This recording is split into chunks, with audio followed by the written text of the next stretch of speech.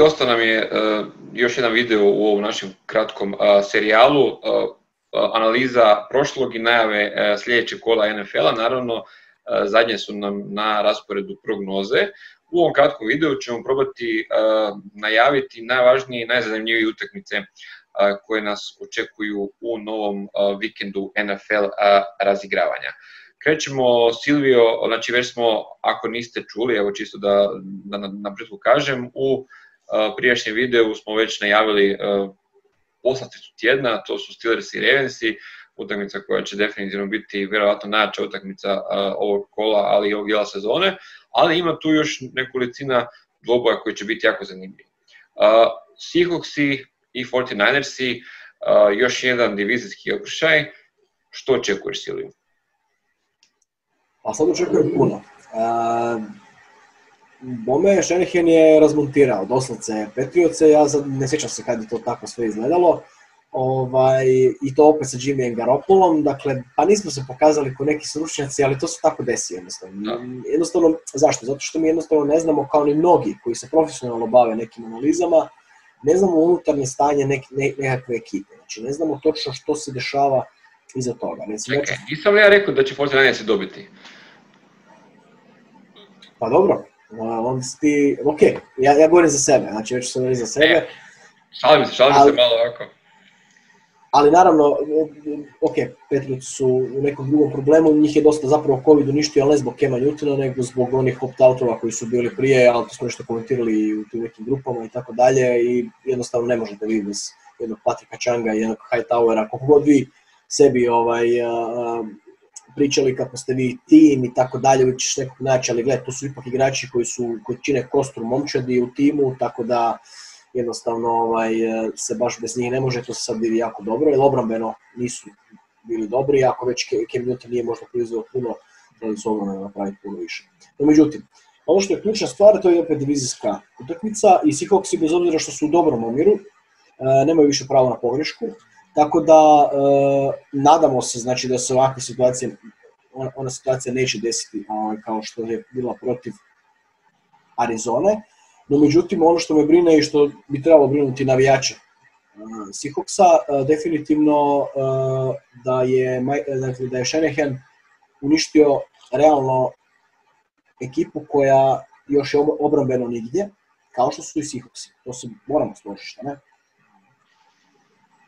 Da, ma je, problem će biti. Ono što ja gledam čisto kao sa neke taktičke strane, kao nekakvu prednost možda Seahawkse, odnosno olakotnu okolnost je da 49ersi nemaju nešto što Seahawksima strašno ne odgovara, dakle, što to se pokazalo ove dvije sezone, a to je mobilni quarterback. Znači tu kada Seahawksi igraju protiv mobilnog quarterbacka, onda na površinu izlaze ti neki nedostaci koji način igranja te obrane koju Carroll i Ken Norton pokušavaju izvesti, dolazi do izražaja. Ono što će Seahawksima jedan, tako vam reći, statični quarterback dati je činjenica da će se oni moći malo više posvetiti samom pass coverage-u, a ne recimo toliko pokušajima da ipak špioniraju i da zaostave rane. Da, ono što je dobro primijetio Seahawksima već, neću reći da im je ovo, ajmo reći, utakmica koja znači sezon, ali u slučaju eventualnog poraza, oni su već na 5-2, stižu ih po broju pobjeda, stižu ih 49ersi, tu su već Ramsi sa 5 pobjeda, Cardinalsi sa eventualnom pobjedom, dobro, neće ovaj tjedan im je bye, ali sa eventualnom pobjedom opet u sljedećem kolu su tu već negdje, a oni su već na 0-2 omjeru u diviziji. I tu već od onih 5-0 starta sezone, najjača ekipa u NFC-u u onom trenutku do prošlog kola, ali kada su imali najbolji omjer i jedini neporaženi, onda automatski padaju već u ono što si rekao situaciju kad će se morati boriti za svaki poen, za svaku pobjedu da bi uopće dogurali sa sigurnošću do play-offa, što je gotovo pa nezamisleno. Mislim, Seahawksi vjerojatno i 49ersi vrlo vjerojatno isto, ako nastavimo ovo ritmu play-off će vidjeti, ali da,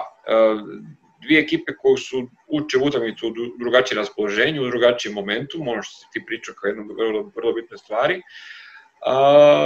Ja se evo u ovom trenutku ne bi usudio jer sam subjektivan prognozirati ko će dobiti, ali da će biti gustoće i očekujem utakmicu sa dosta poena, s obzirom da mi se čini da ni obrana 49ersa, koju god oni jesu razmontirali Patriotsi, ali oni su, ono što ti rekao, oni su prvenstveno izdominirali na račun dvoboja svog napada i obrane Patriotsa. S druge strane, napad Patriotsa nije ono što očekujemo i Russell Wilson i cijeli napad Seahawksa je otprilike 2 klase iznad, tako da u ovom trenutku je bez uvrede prema Patriotsima, tako da bit će ovo test za oba dvije obrane, bit će ovo test za dva totalno drugačija trenera, su spomenuo Shanahan, strašno mlad stručnjak, ali možda je u ovom trenutku i najveći u NFL-u, što god mi rekli.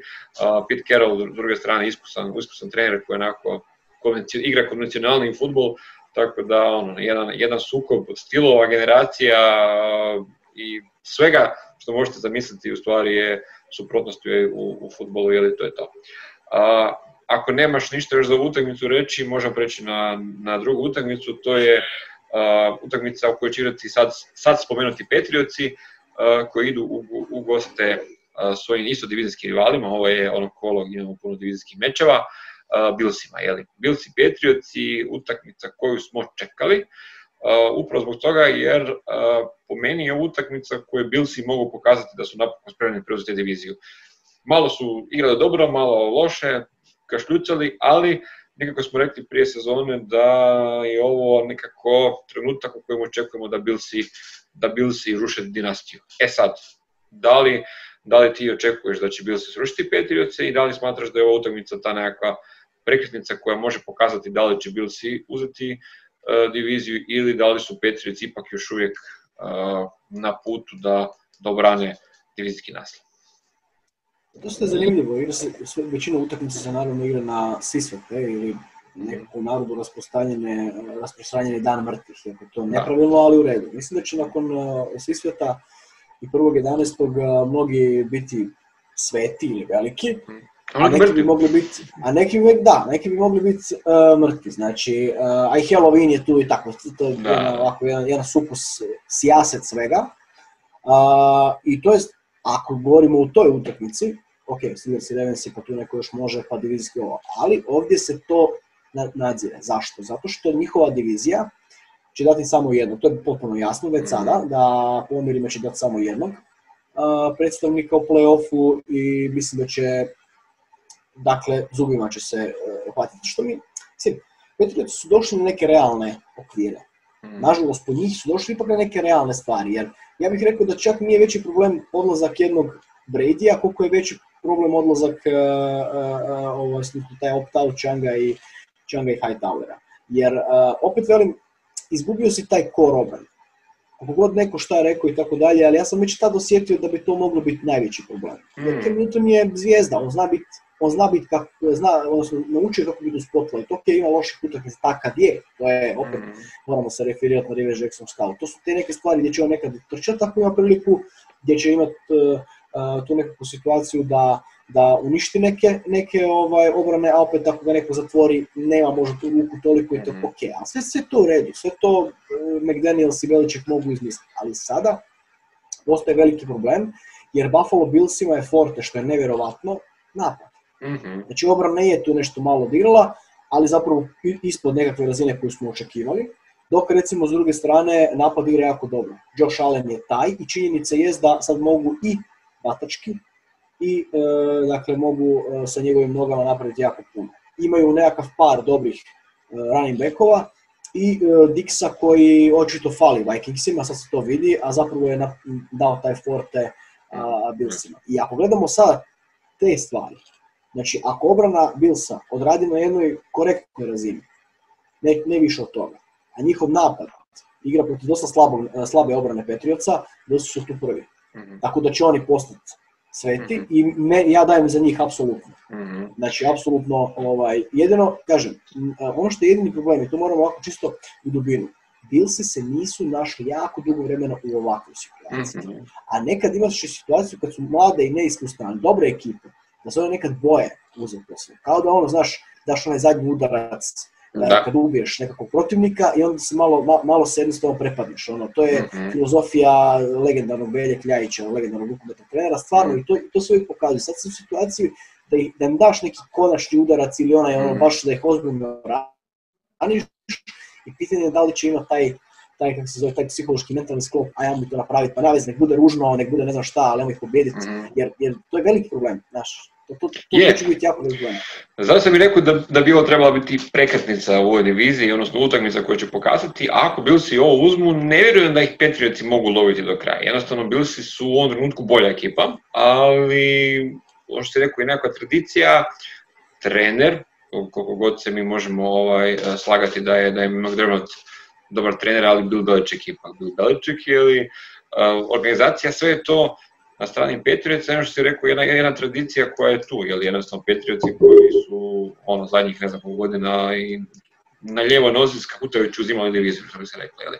Tako da, ako ovo Billsi odrade, ono što si rekao, na nekakvoj iznad prosječnoj razini, trebali bi dobiti i trebali bi pokazati da je ovo sezona za njih. S druge strane, slažem se s tobom, ako slučajno to ne naprave, to može biti jedan mentalni blok koji bi ih onda do kraja sezone mogu koštati play-offa, koji su u stvari vjerovatno sa kvalitetom igre i sa rosterom zaslužili.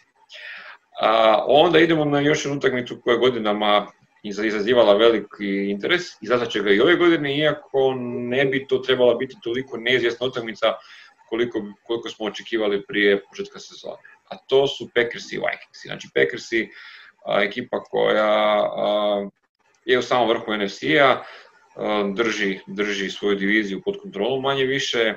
Rodgers u fantastičnoj formi, osim one utakmice protiv Bucksa, manje više bezgrešan. S druge strane Vikingsi koji nekako ništa ne polaze za rukom, čak i onda kad igraju neku utakmicu, igraju dobro, na kraju izgube. Vidjeli smo prema ovom tradu Ngakua da ulaze u neki rebuild mode.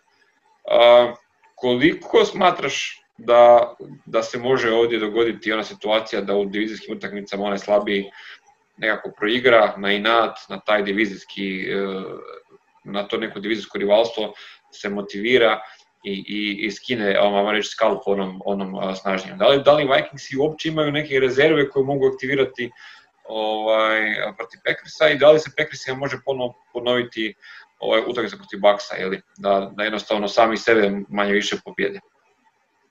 Dobro, taj trade Ngakua je pokazao zapravo u kojem smjeru sve to ide.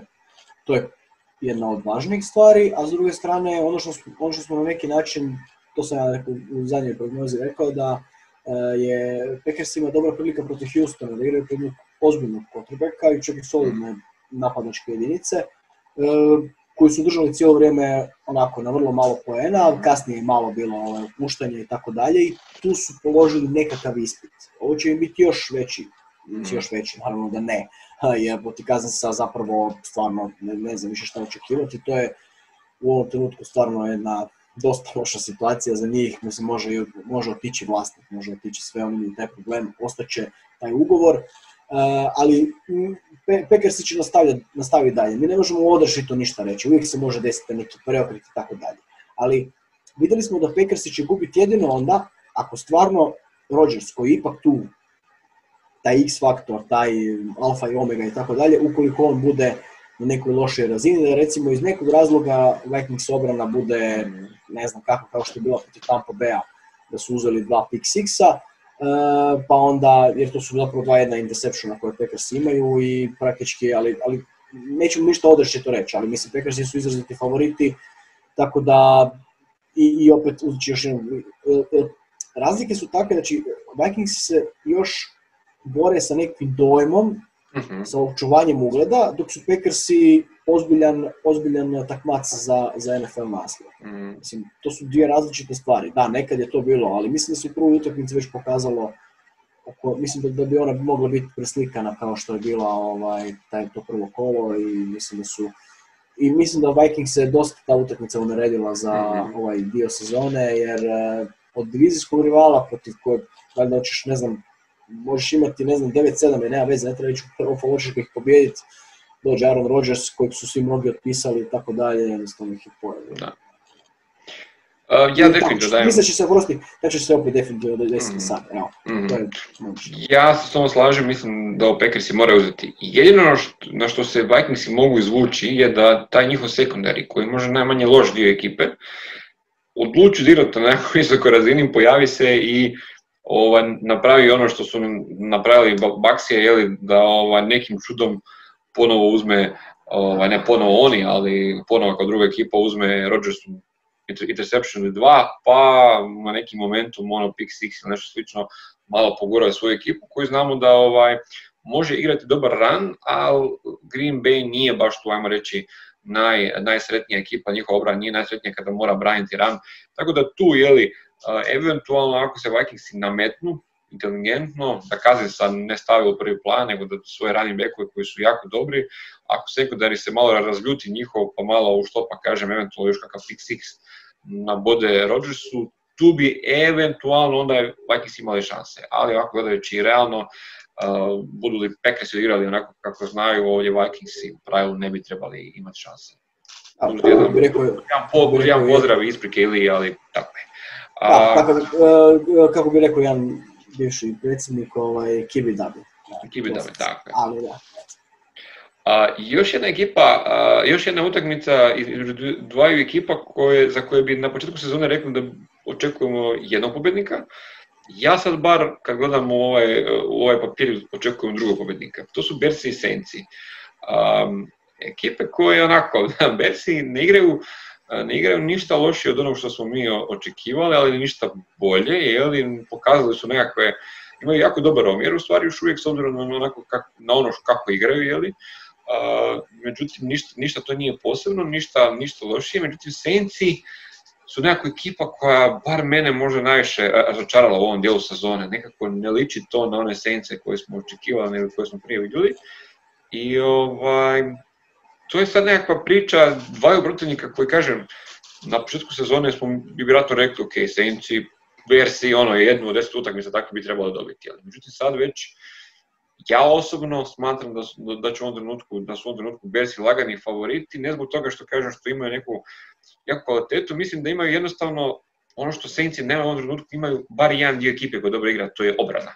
Znači Bearsi imaju tu obranu koja ih drži, stvarno igra dobro, napad kašlje i radi što ne treba, ali Saintsi s druge strane nije to, ok, oni jesu sustavna ekipa i sve je tu super, ali jako puno toga tu ne štima. Koje je tvoje mišljenje? Da li imaš nekog favorita, odnosno šta očekuješ od utakmice?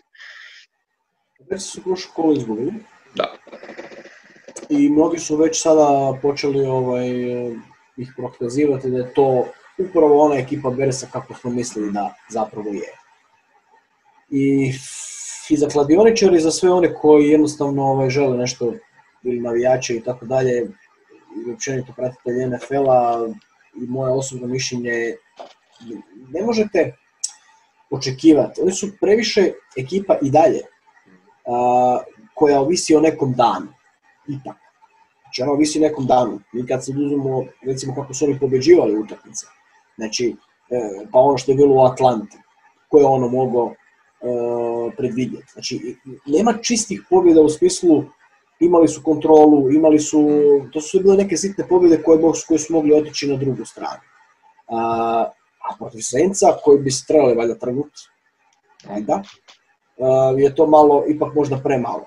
Ne vjerujem im s razlogom, jer su imali tu problemu quarterbacka i tako dalje, ali ja bih dao za Saintse, ipak bih dao za Saintse, jer ne vjerujem Bearsima, jednostavno. Jer se opet vrti, svaki put će se desiti, ok, imate 5 pobjeda i onda će vam se desiti opet još jedna loša utakmica, gdje jednostavno vas nije bilo, i šta onda na kraju, tako da Saintsi, kao što smo već rekli, koji su pobjedili Carolinu, moraju i dalje nastaviti, jer Tampa Bay jako ide, oni se igraju protiv Giantsa i to je sigurna pobjeda, tako da Saintsi ako žele nešto napraviti s time, da NFC je poprilično kompliciran ako ćemo govoriti o onim pozicijama, znači ne možete se pouzdati da ćete otići kao drugi, odnosno kao 5. ili 6. jer tih pozicija ima jako puno tih klubova koji su i sad već u situaciji da hvataju te pozicije jer najvjerojatnije koje neće uspjeti.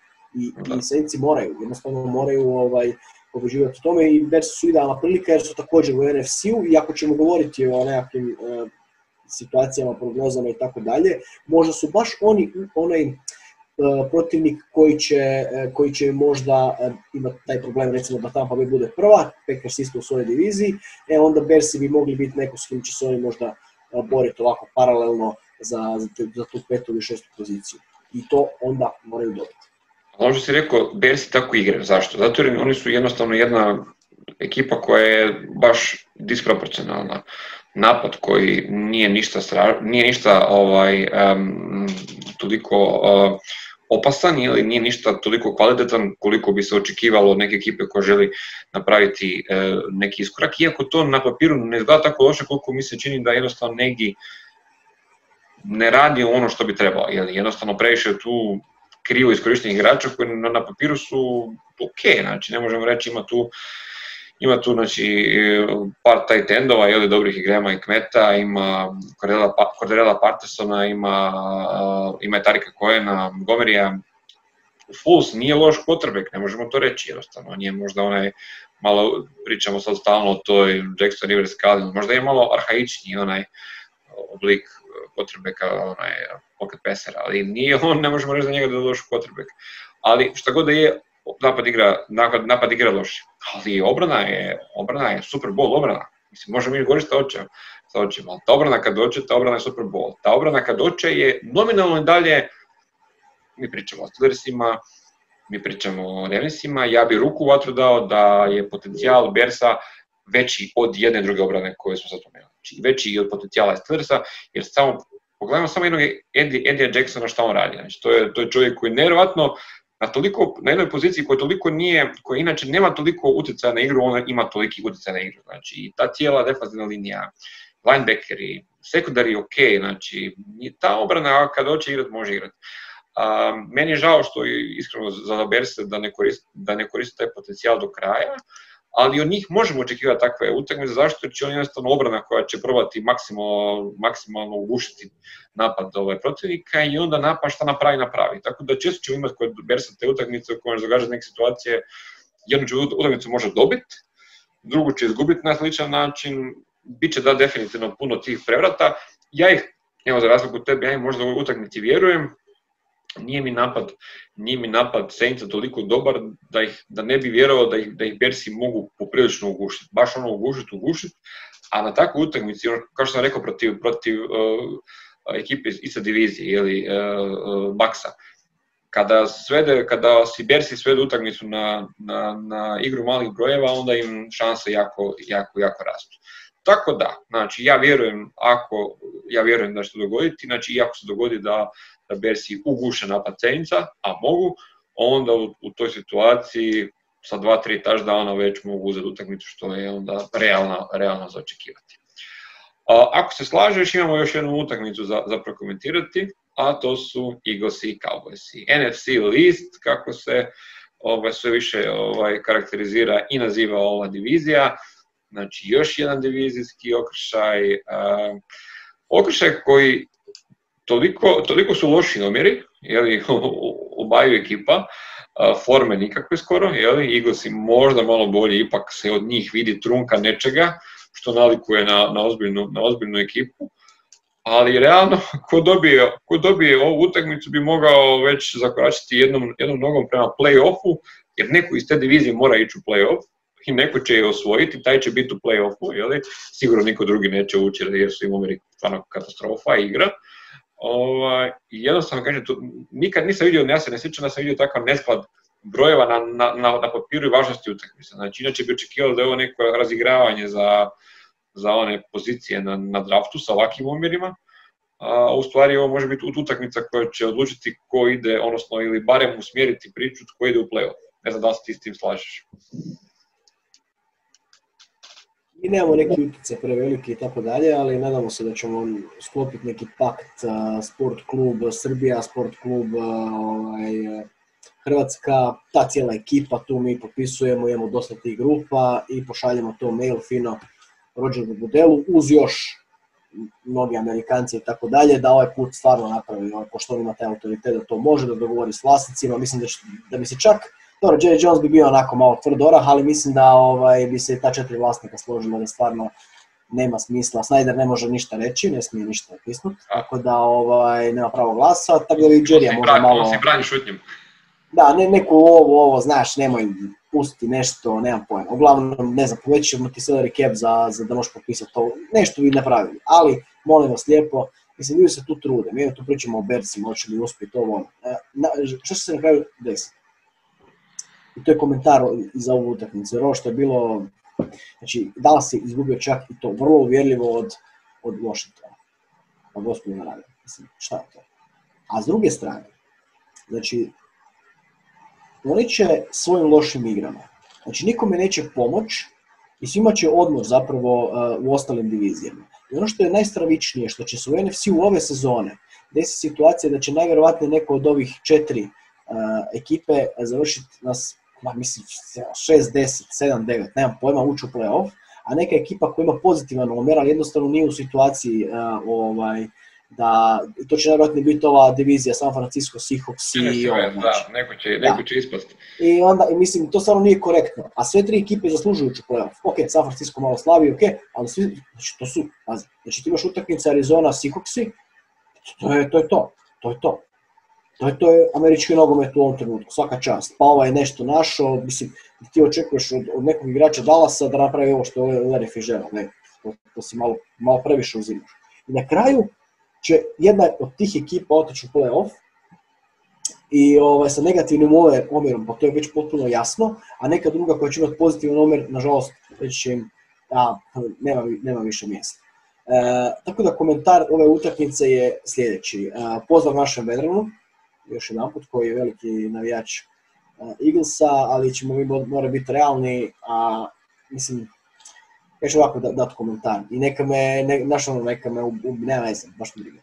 Znači, zanimljiva će utakmica biti, apsolutno treba pogledati i zanimljivo je da je to Monday Night Football, ako se ne varam, ili čak...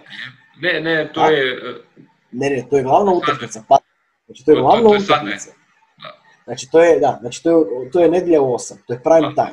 To je prime time Sunday, da. Znači vi imate situaciju da jedna od dobra utakmica Titansa i Philadelphia, mislim možemo to reći, znači Steelersi i Titansi igraju jedva, ma kakvi, čak nisu bili na prenosu sport kluba, jednostavno, a ovdje će biti takva utakmica, ok, ona će biti dobra, zašto? Zato što su jedne i druge ekipe katastrofa, pa onda kada kako se zove, minus i minus, onda da plus. Prosti, to mi je usporedno kad gledaš, mislim, vjerojatno naši gledatelji gledaju, kad gledaš utakmice Europa Lige i Lige prvaka, ona Liga prvaka bude full dosadna, bude 0-0, jer su ekipe predobre, a onda dođeš gledaš Europa Ligu, toliko su loši, i onda pada završi 5-4 i onda ti bude oho, super utakmica. Tako bi moglo biti ovo, da, evo, sorry, mala digresija. Jer, mislim, nisu zaslužili, ali zbog toga što imaju jako puno navijača i činjenica jest da zapravo su, popularne su to ekipe, nemamo to šta raspravljati.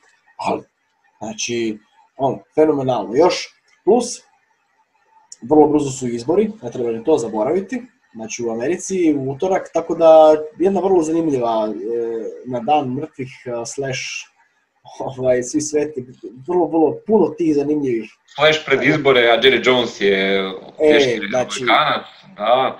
Biće zanimljivo u svakom slučaju, pa igraju tak i onda ako neće pobiti, mislim to je, ali velim, trebamo se referirati na ovakve utakmice, jer, velim, toliko puno riječi potrošimo stvarno, hoće li, ne znam, jedan Chicago koji se stvarno trude se, bore se i promijenili su quarterbacka i ono iz petih žila i tako dalje. Jetsi, ajde, u redu, loši su, ali su se počeli rješavati loših utjecaja.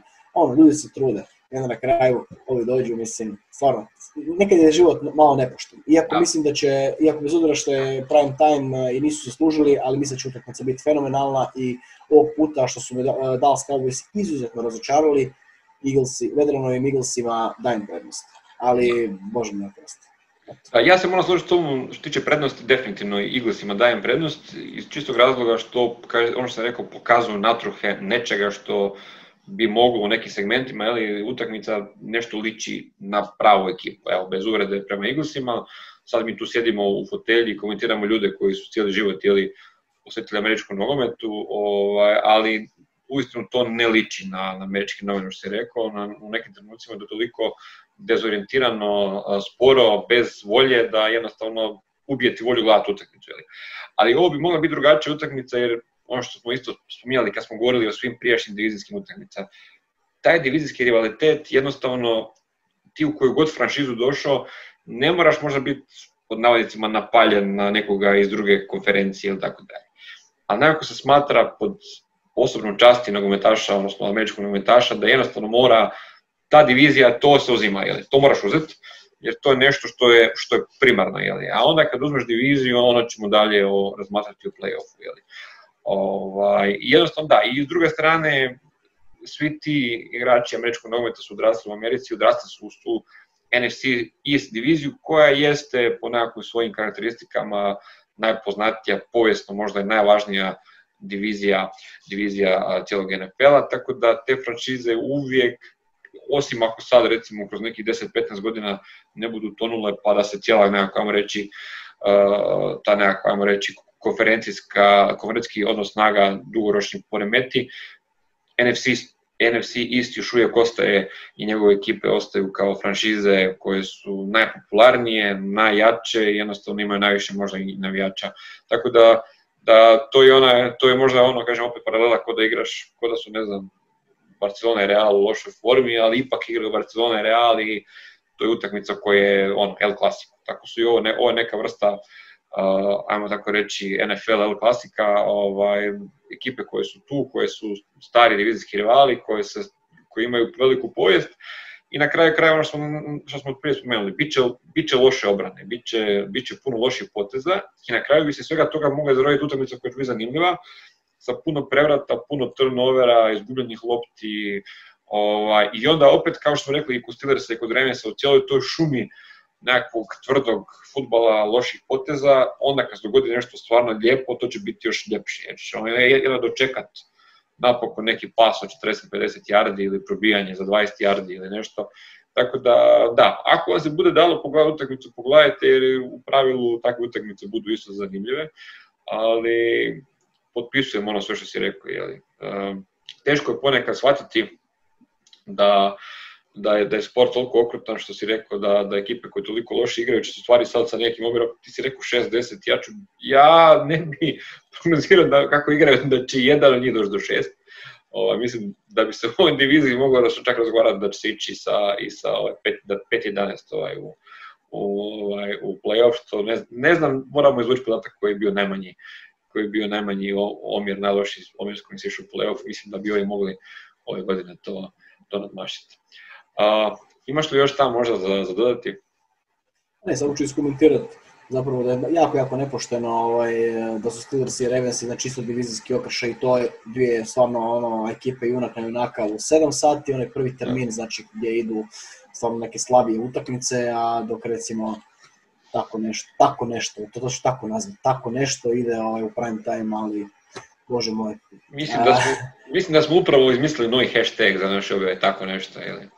Da. Ne. To je tako, to se ne može promijeniti, jednostavno ćemo to prihvatiti. Mi ćemo se potruditi ispratiti sve utakmice kao inače, dati vam komentare najvažnijih događaja. Kažem, nadamo se da ćemo napokon u Eaglesima i Cowboysima početi govoriti zbog lijepih stvari, zbog nekakvih događaja koji će ići njima u prilog i koji će im u stvari sezonu učiniti ljepšom, a ne gorom i ne težom. Silvio, hvala ti lijepa što si odvojio vrijeme da našim gledateljima još jedan put pojasniš neke stvari. Hvala tebi na pozivu, Igore, kao i uvijek bilo je zadovoljstvo. Mi smo tu već ovako, ajmo reći, tim koji se navikao da svakog tjedna donosi nekoliko videa, sad 2. Izvoli, nešto si htio dodati. Evo, prosti, prije nego što kako se zove završimo, ja bih samo iskoristio priliku da ukoliko ima neku veliku želju, mi smo otvoreni apsolutno za nekakvo suprotno mišljenje, ne želimo biti neki isključivi tipovi koji najviše znamo, jer to nije naravno činjenica. Svakako vam se možete javiti sa svojim temama, mi ćemo naravno imati dovoljno vremena da organiziramo podcast sa vama, imamo sve više koji jako dobro znate, jako dobro razmišljate i želimo apsolutno vaše razmišljanje, tako da i naravno i komentare, čak ako ne želite sudjelovati u samom podcastu, možete nam uvijek predložiti temu koju ćemo raditi, tako da evo, u svakom slučaju pratite nas. Svakako, evo, ovo sve što je Silvio rekao, očekujemo i komentare, prijedloge i pitanja, ali očekujte i s naše strane da ćemo i dalje raditi ovako kako radimo. Nova videa dolaze, novi kvalitetni sadržaji dolaze. Ako nas ne pratite na Facebooku, svakako nas pratite. Ako nas ne pratite na YouTubeu, pratite nas. Kažem, trudit ćemo se i dalje da donosimo najzanimljiviji sadržaj, najbolje komentare. A vi, naravno, šta god vas zanima, šta god imate bilo kakav komentar, pitanja, svakako postavite. Hvala vam svima i nadam se da se ubrzo vidimo sa novim zanimljivim temama. Pozdrav!